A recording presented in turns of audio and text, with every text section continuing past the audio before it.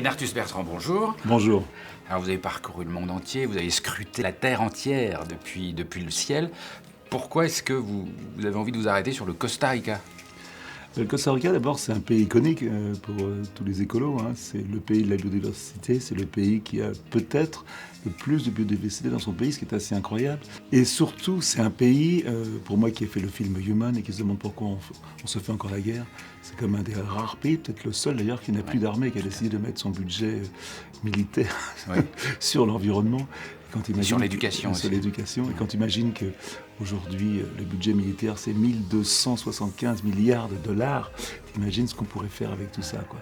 Voilà, donc je suis en grande admiration devant ce pays qui a compris d'ailleurs que sa biodiversité était plus importante que sa défense. Voilà. C'est vrai, c'est un îlot incroyable au milieu d'une Amérique centrale qui est quand même un peu remuante. Quand j'ai tourné Home, il y a vraiment un pays que je voulais mettre en avant, c'était le Costa Rica pour sa biodiversité. C'est un pays qui a replanté énormément. Il y avait beaucoup de plantations de fruits pour les Américains. Et surtout, ils ont basé toute leur économie centrale sur le touriste. Donc ça qui est génial qu'aujourd'hui. C'est un pays qui dépend beaucoup de touristes pour vivre et qui a créé des hôtels absolument incroyables. Et c'est un pays magnifique. Je connais personne qui a été au Costa Rica et qui a été déçu, c'est sûr en tout cas. C'est vrai. Et en plus les constructions, enfin moi ce que j'adore aussi dans ce pays, c'est que les constructions préservent énormément le littoral puisque on n'a pas le droit de construire tout près de la mer, il faut être en retrait et puis des maisons pas trop hautes.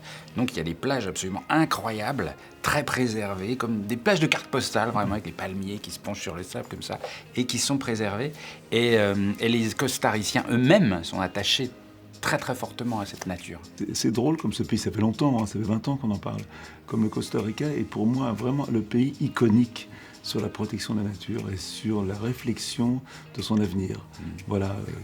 Aujourd'hui, il faut quand même, dans les derniers chiffres, du WWF, par exemple, on estime qu'on a perdu 70% du vivant en 50 ans dans le monde. Ça, c'est 70% du vivant dans le monde en 50 ans. C'est inimaginable. Et le Costa Rica est un exemple de ce qu'on pourrait faire. Il y a une grosse résilience de la nature. On peut très bien aujourd'hui réensauvager, replanter. Je pense que cette lutte pour la vie sur la Terre est un combat qui vaut le coup d'essayer. Voilà, ça nous dépasse un petit peu. C'est des grands mots, des grandes paroles, mais en même temps, quand on regarde les chiffres, c'est quand même très inquiétant.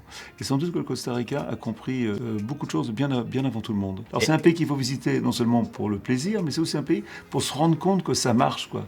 Qu'on peut aujourd'hui changer le cours des choses.